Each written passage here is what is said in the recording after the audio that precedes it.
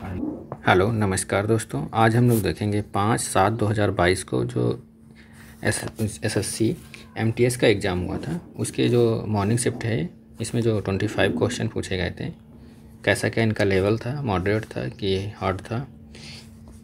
सारे क्वेश्चनों का हम लोग डिटेल में सॉल्यूशन देखते हैं, एक एक क्वेश्चन करके देखते हैं। पहला क्वेश्चन क्या कह रहा है आज का?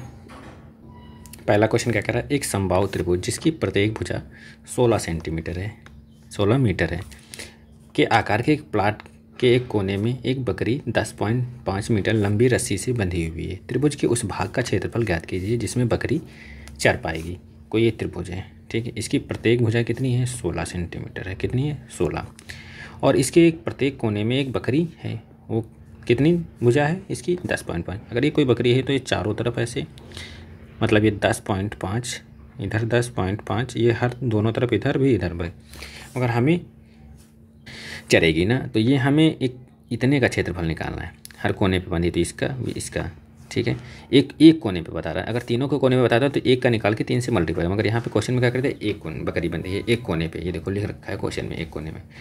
तो ये क्या बन गया? एक त्रिज्यखंड बन गया। देखो ऐसे कि पूरा ये कितना दे रखा है? 10.5। तो त्रिज्यखंड का फार्मूला क्या होता है? क्षेत्रफल अगर निकालना हो कितने क्षेत्रफल में उस भाग का क्षेत्रफल पहुँचा, तो क्या होता है? पाई आर स्क्वायर थीटा अपॉन 360। पाई की वैल्यू 22/7। आर ये त्रिज्या कितनी हो गई? 10.5। मतलब 10.5 को क्या लिख सकते हैं? 21 अगर इसको लिखें तो 10.5 21/2 स्क्वायर है, तो 21/2। 21/2 कहाँ से आया?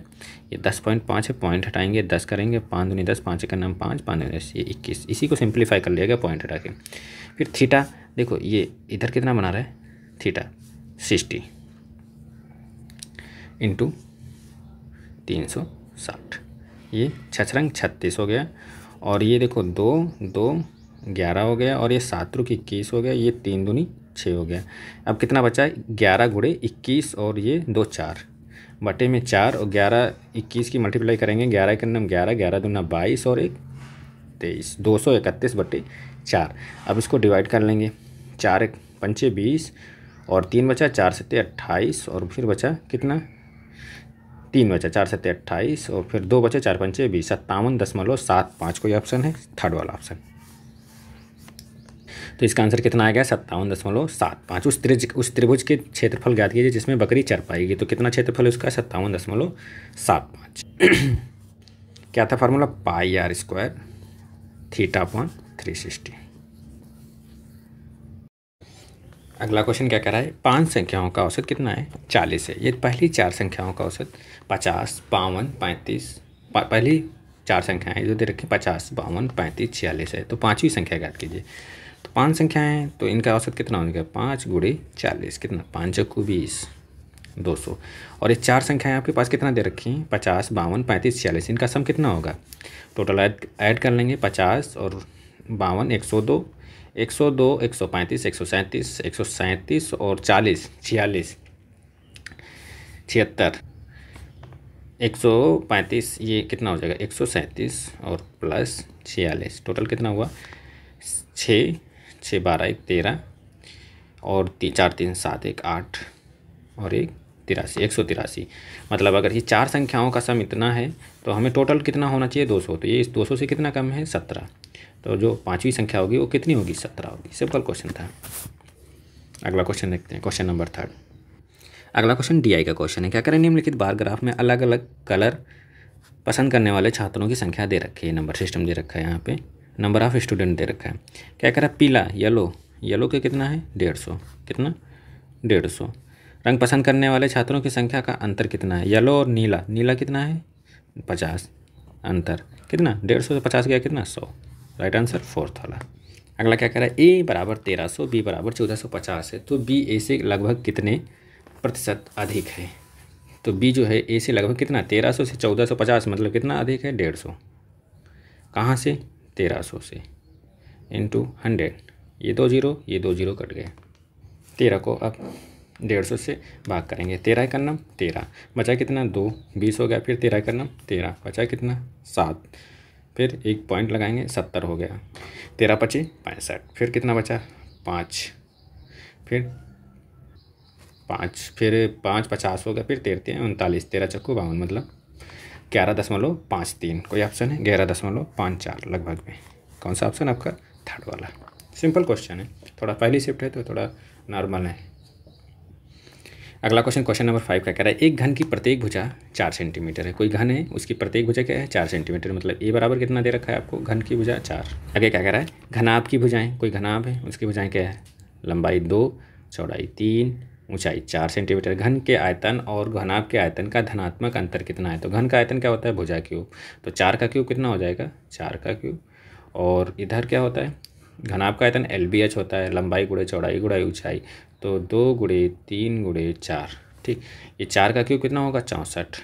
और ये अंतर पूछ रहा है, तो अंतर 4 × 12, 12 दूना 24, 64 से 24 जाएगा, कितना बचेगा? 40।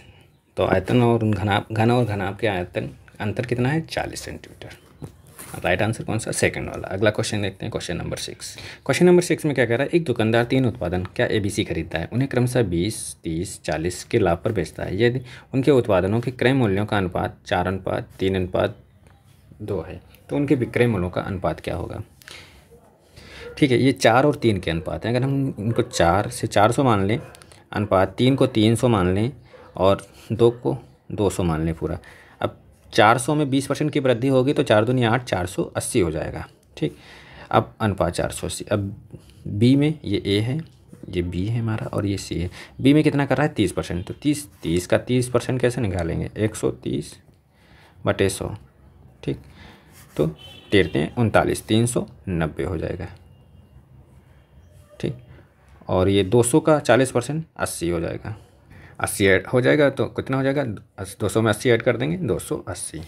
ये है। अब हमसे पूछ क्या रहा है? ये इनका जो ये SP था, सॉरी CP था, क्रय मूल्य था। अब ये हम इतने इतने लाभ पर बेचकर ये हमारा क्या आ गया? SP आ गया। इन्हीं का रेशियो पूछ रहा है, तो सब में 1-1 जीरो, यहाँ से 1-1 जीरो काट देंगे। देखो, और किसी से कट रहा है 3 से, ये तो 3 से कट रहा है मगर 28 नहीं कट रहा है, तो 48, 39, 28, यही रेशियो। कोई ऑप्शन? थर्ड वाला ऑप्शन आपका। ये देखो, कुछ भी नहीं था, थोड़ा सा कैलकुलेशन था। अगला क्वेश्चन देखते हैं, क्वेश्चन नंबर 7। क्या कह रहा है? 21 क्रमागत प्राकृतिक संख्याओं का औसत कितना है? 53 है। ठीक है, कोई 21 संख्या है। 21 संख्याओं में सबसे छोटी संख्या का मान लीजिए। मान लो ये 53 है। एवरेज का मतलब होता है एकदम बीच का नंबर, एवरेज। तो 21 संख्याएँ 10 इधर होंगी और 10 इधर होंगी। ठीक, टोटल कितनी हो गई? 21 हो गई। 21 संख्याओं, उनका एवरेज कितना दे रखा है हमें? 51 दे रखा है, मतलब 51 दे रखा है, सॉरी 53 दे रखा है क्वेश्चन में, 53 दे रखा है। तो इसमें सब क्रमागत हैं, स्टार्टिंग से लेकर है। जैसे अगर 53 आया है तो इसके पहले जो इधर आएगा, इधर 10 हो जाएंगे इधर, मतलब अगर 53 यहाँ पर है एवरेज में 53, ठीक है, अगर 53 है तो 10 इसके पहले होंगी और 10 इसके बाद, 10 बाद में होंगी, 10 पहले होगी। और ये टोटल कितनी है? इनका एवरेज कितना? बीचों बीच में जो होगी वो एवरेज होगी। तो अगर देखा जाए तो 11वीं संख्या यहाँ पे कौन सी होगी? 52 होगी इसके पहले है, मतलब ये 10वीं। तो 9वीं संख्या कौन सी होगी? कि ये 11वीं संख्या 53 होगी, तो 10वीं संख्या कौन होगी? 52 होगी। फिर कौन सी आएगी?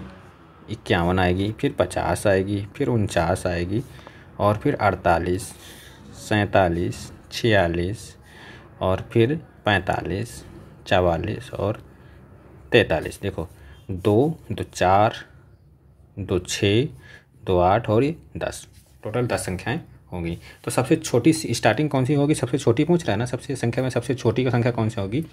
53 होगी, सॉरी 43 होगी, 43। अगर पूछता है सबसे बड़ी संख्या तो 53 के आगे पढ़ते चले जाते, फिर लास्ट में यहाँ पे 53 63 हो जाती। अगला क्वेश्चन देखते हैं, क्वेश्चन नंबर 8।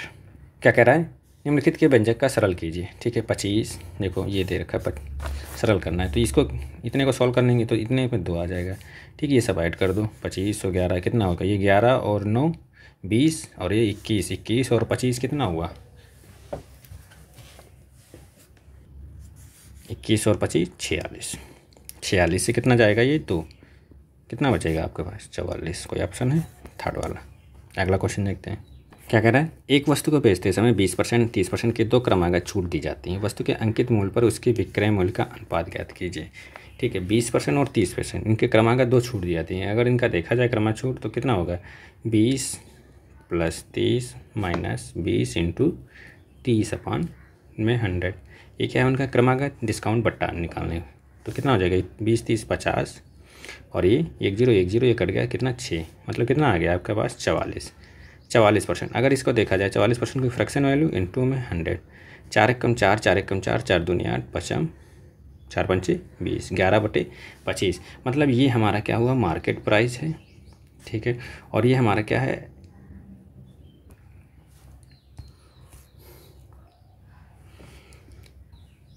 क्या करा है पी एक कार्य को 1/2 भाग, मतलब कोई पी है 1/2 भाग कितने दिनों में 1/2 भाग मतलब आधा भाग 10 दिनों में करता है, तो पूरा भाग कितना करेगा 20 दिनों में। और क्यों उसी कार्य का 1/5 भाग मतलब 4 दिनों में कार्य करता है, तो पूरा भाग कितना करेगा 4 पंचे 20, ये तो इक्वल आ गए। तो इनका एलसीएम 20 20 एकम 20 20 एकम मतलब 20 को 2 से भाग कर देंगे कितना 10 दिनों में। अरे मतलब 20 है, अगर पी ये दोनों बराबर आ गए तो आधा आधा काम कर रहे हैं, तो पूरा काम कितने दिनों में 10 दिनों में। राइट आंसर कौन सा है आपका थर्ड वाला, सिंपल क्वेश्चन था। अगला क्वेश्चन क्या कर रहा है, ये 10 पुस्तकों का मूल्य 250 है, तो 15 पुस्तकों का मूल्य ज्ञात कीजिए। तो एक पुस्तक का मूल्य कितना होगा, अगर 10 पुस्तकों पे कितना 250 दे रखा है, तो एक बुक का कितना मूल्य होगा 250/100, 10 मतलब एक बुक का मूल्य कितना हुआ तुम्हारे पास 25 रुपये। तो हमसे पूछ कितना रहा है 15 का, तो 15 को इसमें गुणा कर देंगे, 15 × 5 = 75, 15 दूना 30 और 7 357 रुपये।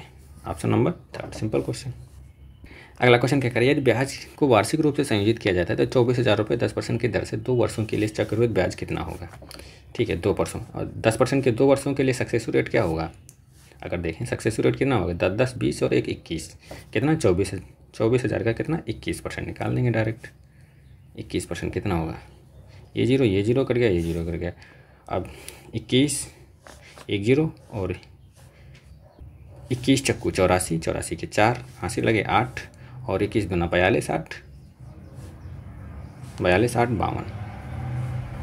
52 सॉरी 42 8 50 कितना 50 40, कोई ऑप्शन है थर्ड वाला।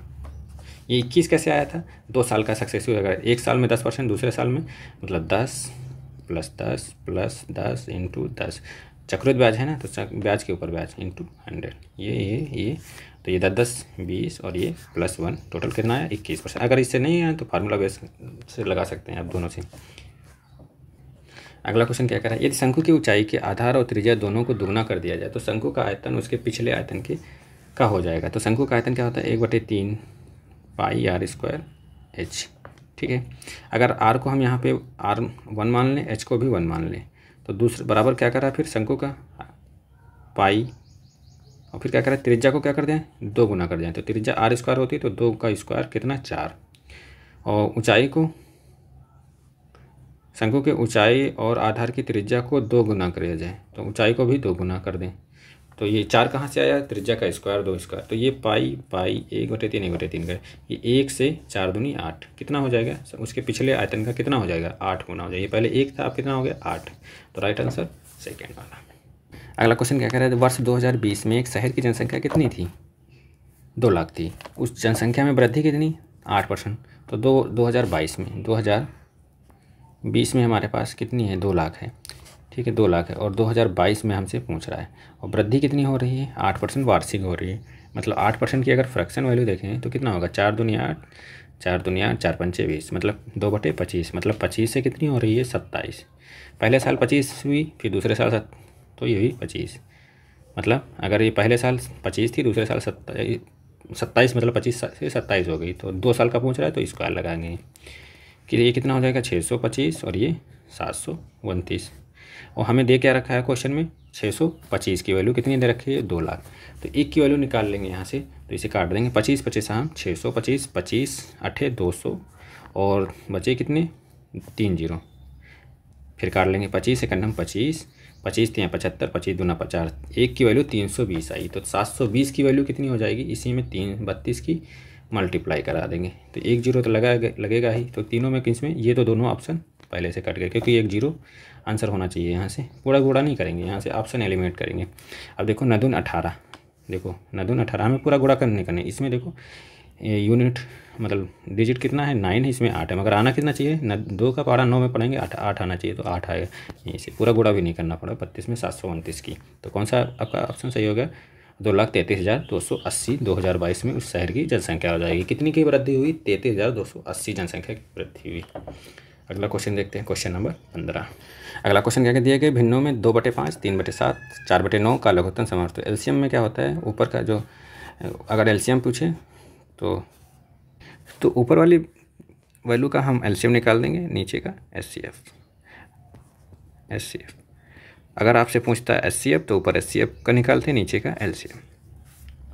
तो देखते हैं, तो 2, 3, 4 इसका एलसीएम क्या होगा? 2, इसमें तो 2 कॉमन हो गया, ठीक, इंटू 2 इंटू 4, तो 3 दूनी 6 और ये 2 12 ऑप्शन है कोई?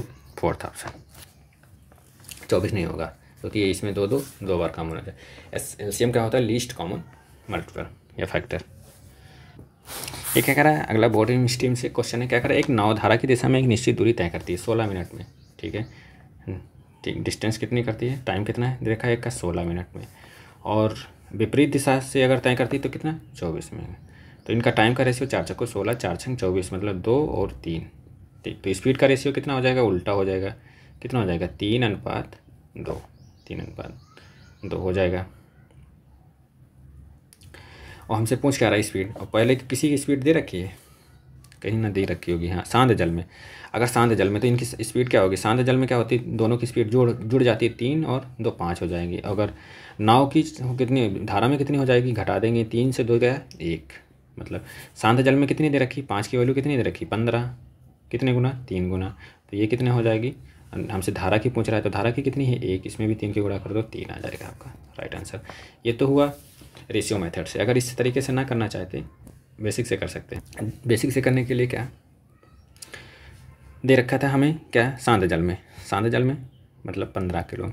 शांत जल में क्या होती है? x + y, ठीक है, और बराबर, और नाव की धारा, नाव की स्पीड हमें निकालनी है। अरे मतलब शांत जल में अगर निकालना है x + y, और धारा की कितनी? x - y। धारा में क्या होती है? दोनों की चाल घट जाती है और उसमें जुड़ जाती है। तो शांत जल में कितनी दे रखी है? x + y की वैल्यू 15 दे रखी है। इसकी वैल्यू कितनी? 15 दे रखी है आपको।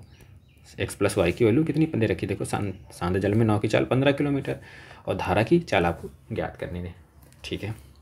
तो इसकी जगह पे हम कितना रख देंगे? 15। और टाइम कितना लग रहा है शांत जल में? दोनों की अगर देखा जाए टाइम 16 और 25 24 जोड़ देंगे, कितना हो जाएगा? 40। और ये x - y, ठीक। अब इसमें क्या होगा? टाइम घटा दें दोनों का, वही मेथड वही है, कुछ भी नहीं करना। 16 से 24 जाएगा, कितना बचेगा? 8। देखो 8 × 5 = 40, 5 × 3 = 15। तो नाव की चाल कितनी आ जाएगी? 3 किलोमीटर। आप चाहे रेशियो मेथड से लगाएंगे ज़्यादा रहेंगे, इसमें कन्फ्यूज हो जाएंगे। टाइम का रेशियो ले लेंगे। टाइम का रेशियो कितना है? 16 है और 24 है। 8 दूनी 16, 8 त्रिक 24, ठीक है। तो शांत जल में कितनी चाल हो जाएगी? ये चाल का स्पीड का रेशियो कितना हो जाएगा? 3। ये टाइम का रेशियो है, तो स्पीड का क्या होगा? इसका अपोजिट हो जाएगा, 3 × 2। तो क्या हो जाएगा? 3 × 2 = 5 शांत जल में, और नाव की धारा में कितनी? 3 से 2 गया 1। इसकी वैल्यू दे रखी है आपको 15, तो इसकी निकालनी है। कितना गुना? 3 गुना। तो इसके कितना? 3 × 3। अगला क्वेश्चन क्या करें? 2 पाइप डी और ई अकेले एक टंकी को कितना? 26 और 78 घंटे में भर सकते हैं। दोनों पाइपों को एक साथ खोला जाता है, तो टंकी भरने में लगने वाला समय पूछ रहा है आपको। दोनों का एलसीएम कितना होगा? 78। ये ले लो, 26 3 78, 3 × 3। तो ये दोनों साथ भरेंगे तो 3 1 4। देखो 4 1 4, और यहाँ पे बचा 3 और 38 हो गया। 4 9 36 और 2 19, सही। 2/4 मतलब 1/4, 1/2, 19 सही, 1/2। कोई ऑप्शन है? थर्ड वाला ऑप्शन आपका। अगला क्वेश्चन देखते हैं, क्या कह रहा है? 140/9 मीटर सेकंड की चाल को गतिमान एक ट्रेन, ठीक है, 27 सेकंड में एक खंभे को पार करती है। तो ट्रेन की लंबाई ज्ञात कीजिए, ठीक। चाल बराबर क्या होता है? दूरी बटे समय, ठीक। तो हमारे पास चाल कितनी दे रखी है? 140/9। टाइम कितना दे रखा है? 27 सेकेंड। हमसे पूछ क्या रहा है? डिस्टेंस। 9 त्रिक 27, 3 की मल्टीप्लाई करेंगे 14 × 42, 420 कितनी, ट्रेन की लंबाई कितनी है 420 मीटर। कुछ भी नहीं था, फार्मूले में वैल्यू पुट करना था, बस थोड़ा सा कैलकुलेशन था। अगला क्वेश्चन देखते हैं, क्वेश्चन नंबर 19। क्या कह रहा है, एक व्यक्ति एक कुर्सी को 580 में खरीदती है, 25% के लाभ प्राप्त करने के लिए उस कुर्सी को किस मूल्य पर बेचना चाहिए। ठीक है, 25% का लाभ मतलब 25% की अगर फ्रैक्शन वैल्यू देखें कितनी होगी, 25/100 मतलब 25 सेकंड में 25, 25 चक्कू 100, 1/4। अगर कोई वस्तु 4 की है, उस पर लाभ कितना, 1 रुपये, मतलब अगर उसकी CP 4 है तो SP कितनी हो जाएगी, 5। 4 में खरीद रहा है, 5 में बेच रहा है, इसकी वैल्यू कितनी दे रखी है, 580। 4 बराबर 580 कितना आ जाएगा, 4 एकम 4, 4 चक्कू 16, 4 पंचे 20, 145। एक की वैल्यू 145, तो 5 की वैल्यू कितनी हो जाएगी, 145 में 5 की गुणा कर दो, 25 के 5। देखो किसी में 5 है, लास्ट में नहीं है। देखो ऑप्शन भी ऐसे इसने दिया है कि पूरी गुणा ही नहीं करनी पड़ेगी, कितना 725 रुपये। अगला क्वेश्चन क्या है, निम्न समीकरण प्रश्न चिन्ह के स्थान पर कौन सी संख्या आ सकती है, ये दे रखा है पूरा आपको सिंप्लीफिकेशन का। तो सॉल्व करते हैं, 540, ठीक है, 540 गुणे 42/100 इंटू के का मतलब इंटू मल्टीप्लाई 11/14, 14 दिए 42, जो मिलता जा रहा है उसे साफ करते चलो, ये 0 कट गया, इंटू 5/9। देखो 5 दूनी 10, ये 3 18, 96, 54, ठीक, इतना साफ हो गया। कितना बचा, 9/2 बराबर में हमें क्या है, x² - 45 और 11 भी बच गया, 11 9 99, 11 9 99/2। कुछ गड़बड़ हुआ, फिर से सॉल्व करते हैं, देखते हैं एक एक करके, पहले लिख लेते हैं पूरे को। ठीक है, 42, 11/14 हुआ, फिर 5/9 हुआ, ठीक है, 9 54, 6 आया, यहाँ से 1 0, ये 0 कट गया, ठीक, 14 तियाँ 42 हो गया, ठीक, ये 5 दूनी 10 हो गए, ये 2 तियाँ 6, मतलब 3 तरह का 9, 11 9 99 बचा, 99 बचा, ये 45 इधर आएगा तो प्लस का हो जाएगा, 99 बराबर, ये क्वेश्चन मार्क जगह पे क्वेश्चन मार्क स्क्वायर, 99 और 45 का सम कितना हुआ, 144, ठीक, और ये स्क्वायर हटाएंगे तो रूट में 144 किसका होता है, क्वेश्चन मार्क बराबर 144 किसका होता है, 12 का होता है। अगला क्वेश्चन क्या कह रहा है, एक DI का क्वेश्चन है, क्या कह रहा है, अध्ययन करें उसके आधार पर दिए गए प्रश्न को उत्तर देते हैं। ठीक है, अध्ययन करते हैं। कह रहा है dairy milk 5 star, dairy milk कितना है, 25 है, हाँ, और फिर 5 स्टार का कितना है, 20 है, ये 20 दे रखा है, और इस क्या दे रखा है, स्निकर्स कितना है, 15 है, ठीक है, ये कितना था, 20 था, ये 15 है, ठीक, ये 15 है,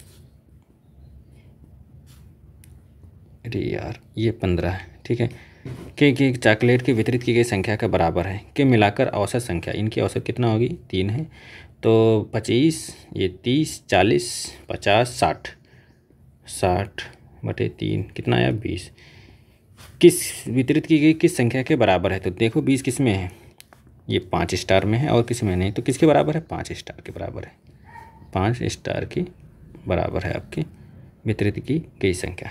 कौन सा ऑप्शन, 4th वाला। अगला क्वेश्चन देखते हैं, क्या कह रहा है, एक ए फॉर्म ए में, ठीक है, कोई फॉर्म ए है में मुर्गियों की हेन और गोट बकरियों की संख्या कितना दे रखी है, 5:4। फॉर्म बी में कितना दे रखा है, बकरियों की संख्या 5:7, ठीक है, दोनों फॉर्म से मौजूद कुल मुर्गियों और बकरियों की संख्या का अनुपात ज्ञात कीजिए। क्वेश्चन में थोड़ा सा अगर यहाँ पे बराबर नहीं दे रखा है तो इनको मान लेते हैं बराबरी, 5 4 9, 7 5 12, ठीक है। अगर दोनों को बराबर करने के लिए इसमें कितने की गुणा की जाए, 36 की करते हैं, 4 9 36, 12 3 36, अब बराबर हो गए दोनों में, अगर मान लेते हैं। ऐसे रेशियो को ऐसे नहीं जोड़ सकते, 5 5 10 7 4 11 ऐसे नहीं जोड़ सकते, ऐसे गलत हो जाएगा, गड़बड़ हो जाएगा। तो इसके में 4 की भी इसमें मल्टीप्लाई, इसमें भी 4 की मल्टीप्लाई, इसमें भी, अब इसमें 3 की कर दें, इसमें 3 की कर दें, तो कितना हो जाएगा, ये 4 पंचे 20 हो जाएगा, ये 4 चक्कू 16 हो जाएगा, और ये कितना हो जाएगा, 5 3 15 हो जाएगा, और ये 7 रुक 21 हो जाएगा। अब ये 15 और 20 कितना हो जाएगा, 35, और ये 16 इधर कितना हमारे पास रेशियो था, हमने मल्टीप्लाई की तो 4 पंचे 20 हो गया था और 7 चक्कू नहीं 4 चक्कू 16 हो गया था। इसमें किए थे 5 3 15 हो गया था और ये 7 और 21 आप जोड़ दे सकते हैं।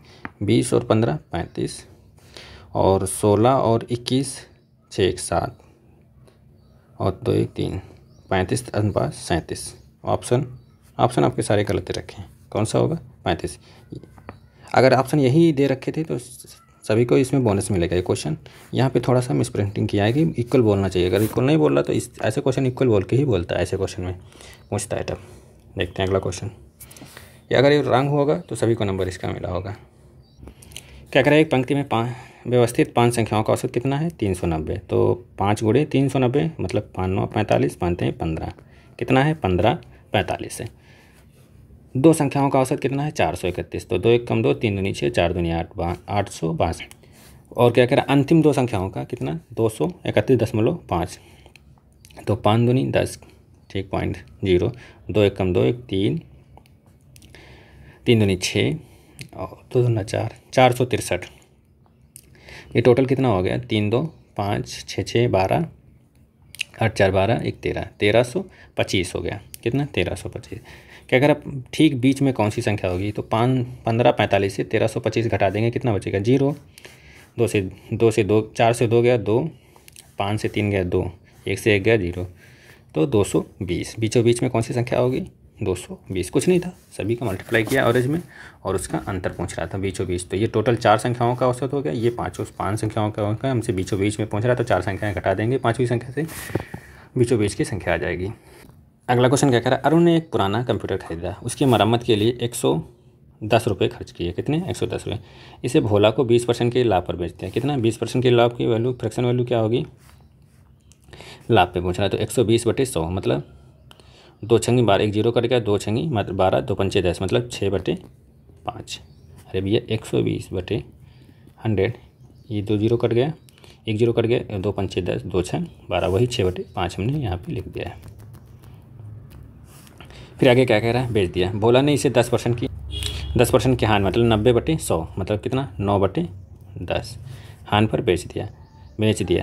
चंदन को बेच दिया। चंदन ने अंततः इसे 10% के लाभ मतलब 110/100 तो कितना हो जाएगा 11/10 बराबर लाभ पर कितना 1188।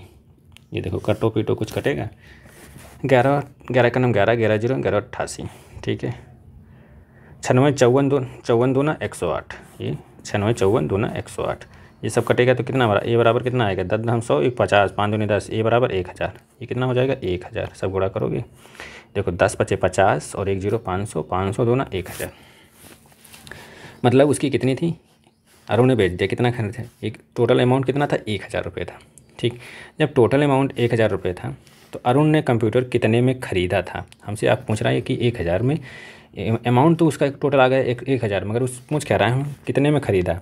इसके पहले उसने 110 रुपये क्या कर दिए थे मरम्मत पे खर्च कर दिए। 1000 में 110 रुपये मरम्मत पे खर्च हम कर दिए तो कितना बचा 890 तो बचा 1000 से। अगर हम 110 रुपये माइनस कर दें कितना बचेगा 890 रुपये। तो कंप्यूटर कितने में ख़रीदा था 890 रुपये का। क्या कह रहा है DI का क्वेश्चन क्या कह रहा है, मंगलवार सोमवार और रविवार को एस कहाँ पे है, ये है मंगलवार ठीक है। मंगलवार 78 74 और 68 इनका 78 74 और कितना 68 एस द्वारा, ये एस है हमारे। कितना हुआ 78 74 और 68 को ऐड करेंगे कितना होगा 8 4 12 12 8 20 का 0 6 6 12 1 13 13 7 20 और 2 22 222 एस का हो गया। फिर क्या कह रहा है मंगलवार बुधवार और गुरुवार को पी का ये पूछ रहा है इतने का, तो 49 + 70 + 90 ये किसका है पी का, तो कितना हो जाएगा 49 9 यहाँ पे यही लिख लेते हैं 0 का 9 और फिर ये 9 7 16 16 4 20 और 1 21 20 देखो कटेगा ये 11 दूना 22 11 का नाम 11 11 99 20/19 कोई ऑप्शन है थर्ड वाला कितना आ जाएगा 20/19।